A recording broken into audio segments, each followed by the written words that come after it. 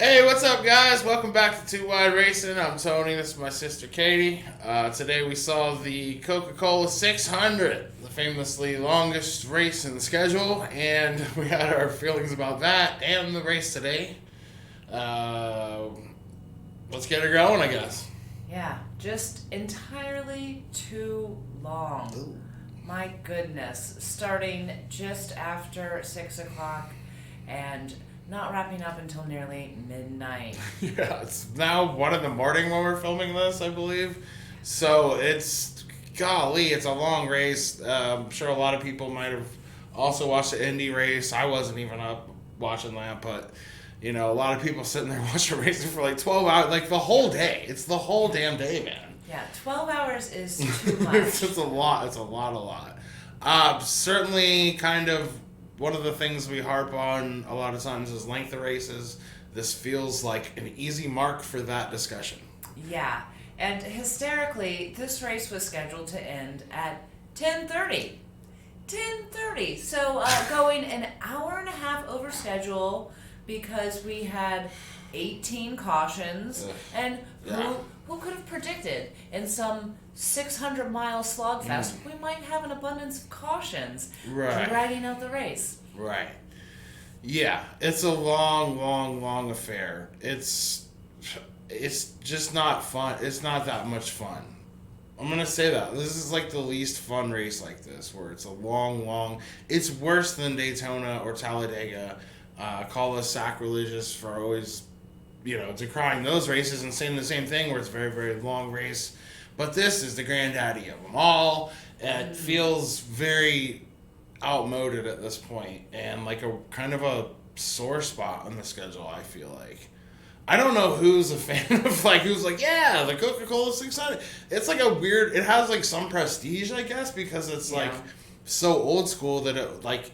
Oh, it's the longest race of the year. We got to see if your stock car, your 1960 Plymouth, is going to finish the race. But like in the modern context, it doesn't make as much sense. It feels like No, it's just surviving the wrecks. It's not so much the car performing for 600 miles. Mm-hmm. And I guess that was kind of maybe the saving grace. Like cars were very loose tonight, and we saw a lot of melee, I guess. Yeah. I mean, there was enough time for people to just try things, I think, was it felt like. Mm-hmm. We saw a trend that we've seen this year, which is like wild attempts at like slide jobs for the lead. Big, huge, sweeping, like, oh my god, like video game level. I don't know if that speaks to the car or the tires. A lot of times too, it's not working. So I don't know if it's necessarily just everybody wants it so bad, or maybe like the competition's a little bit closer to where you can see those. Hey, it's better than the leader winning by like 5 seconds at like a 1.5. And mind you, this was a 1.5. So it was a bounce back from the stinker 1.5 show. A little bit it felt. It was good racing. It's just, man, we've been watching racing for damn near my whole life, 30 years or so, and I have no interest in sitting down and like watching. I was half asleep. You can ask her. I was half asleep half the time. I ate a damn pizza and I fell half asleep because there was time for a nap, and then I was like, it's 20 left. Okay, let's wake up. The end was fun. It was a wild ending. Lots of. And it's, I kind of said, really didn't feel like anybody has caused any like drama. It's just guys pushing the envelope on the car, maybe, which is another good thing about this season. I guess guys are still trying to find that thin line of how far they can push and what they can get away with winning. Yeah, seeing a lot of aggressive driving this season. Yeah, and not one but two near finishes to this race. Yeah, which. Incredible to watch, made it very interesting. I'm sure kind of ruined Kyle Larson's day. Yeah, that was shocking to see him, because it felt like for a minute, and it feels also like he should be winning more races. I think you mentioned too, this is where last year he kicked off his sort of like big run of winning 3 in a row, or what it was, or wasn't it? Didn't it end up being like 4 out of 5 or something? Like I believe it was 4, but one of them was Texas All-Star. Oh, okay. But nevertheless, like that's when he went on a tear. I do expect Larson to come start heating up very soon. Been saying that, but really turned it around today. Didn't start very well.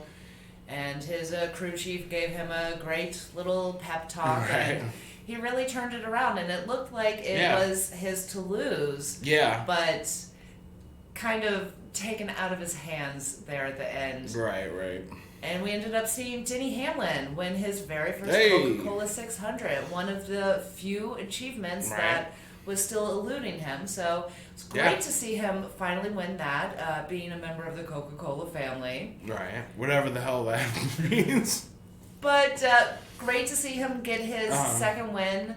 Had higher hopes for Denny going into this season. But I mean, 2 wins he can turn it around here. And getting that second win was crucial because he's really not doing well in the points, and that one win was not a guarantee into the playoffs. Yeah, he's had a lot of tough luck, tough break kind of vibes this year. But, I mean, with 2 wins, that sounds like he's probably good to go to the show. Yeah. Maybe he'll turn it up late in the season, too. I'd love to see it. I feel like Denny knows this. He's only got, a handful of seasons left at JGR. Let's put it that way. I feel like it wouldn't surprise me if it was like 3 to 4, maybe at most on the high end. Yeah. So I feel like he knows he's got to come for it, and the more he's winning, he was fired up about Kurt Busch winning on his team that he owns, and then this week for him. So that's a good swing of momentum. I think I said that when Kurt Busch won. So maybe some good Denny. I know Denny's not liked. I know Kyle's not liked. We're not here to make friends. We just love JGR, and we like our boys over there. And Denny is the hard luck kid. Really, he is the guy who hasn't won it. So it will be cool to see it, and we root for him when he does win. Yeah. Yeah. So I guess we got to rank this with some diggers. That's how we score every race. It's 1 to 5 diggers, our old friend from Fox Racing. What do you think on this week for diggers? Well, I have mixed feelings about this race. It was certainly more exciting than I thought it would be going into it.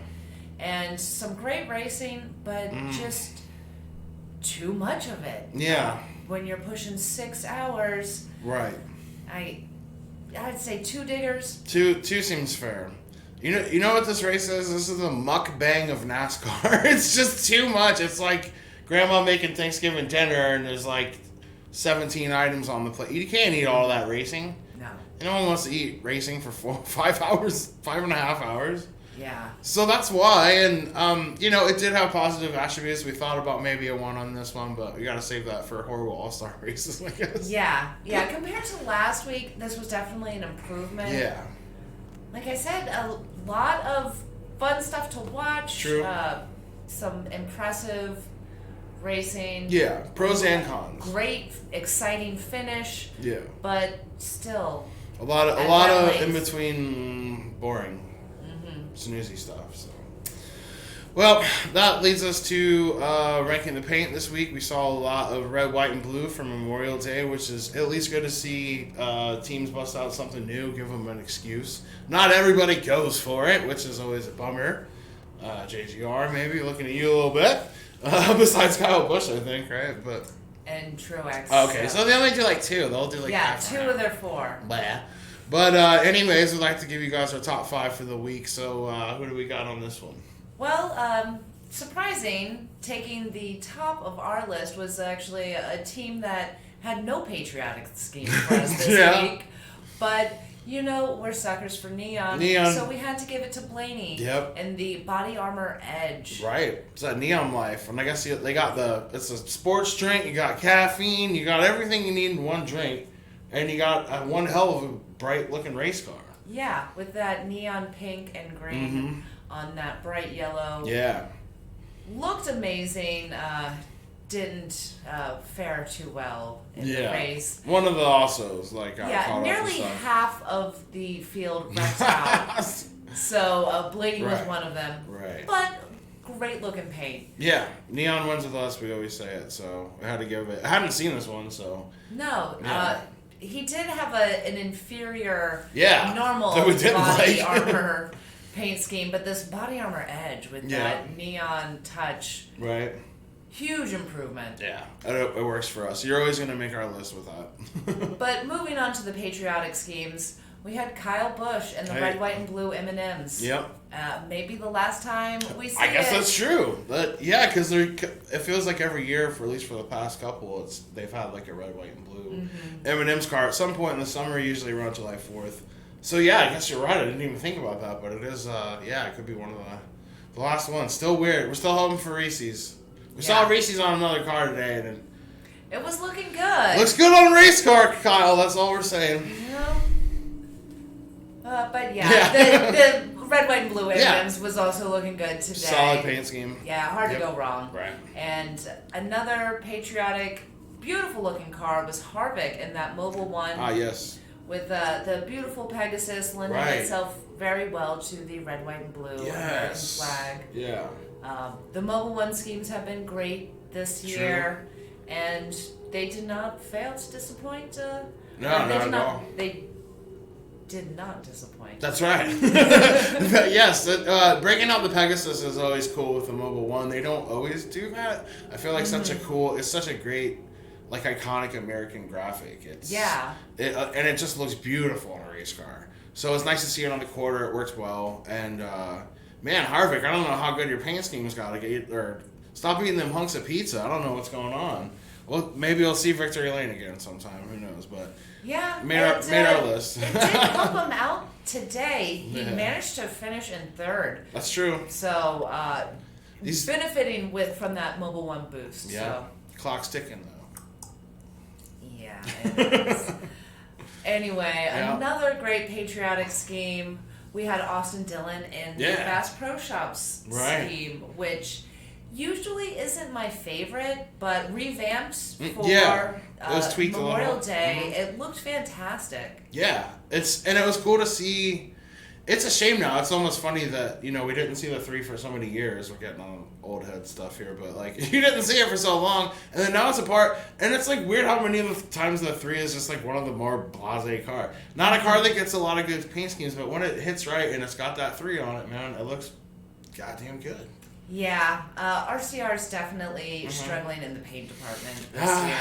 I mean, they're just a little bit behind everybody in general, too. But I feel like we have seen the 3 in the mix more this year. It was also interesting to see him try a video game maneuver and take himself out with it. Hey, it was cool. Man, it looked like it was going to work. That one out of all of them looked like it was going to work. I mean, he did come in there kind of heavy. Yeah. Clearly neither of them had it. Right. I don't know. It is good to see. It is just nice to see a good looking 3 car. Let's put it that way. Yeah. That's all that counts on the paint list. Not if you made that like wild kamikaze move work or not. Yeah. You looked good doing it. Hey, thumbs up, Bubs. So, rounding out our list, we had a new sponsor this week. Cole Custer in the 41 car. Woo! In the Chicken Cock whiskey car. Yep. That's what it's called. Yeah. Attention grabbing for sure. Yeah. Not something you see every day on the side of a race car. Yeah. It's also our favorite name in the game, Cole Custer. Cole Custer Chicken Cock. Cole Custer Chicken Cock. Cole Custer Chicken Cock. It's a kind of a tongue... It's a tongue twister, kids. That's what it is. It is. Obviously, we're having fun with it because it's a funny name. So we had to shout this one out. Haven't tried that whiskey before. No, I have not. Yeah, maybe we'll have to try that any next chicken race. cock whiskey. She's like, she picked me up for the race today, and she was like, "You're never gonna believe what this car has on it today." And I was like, no, come on, no way. Yep, that's what it was.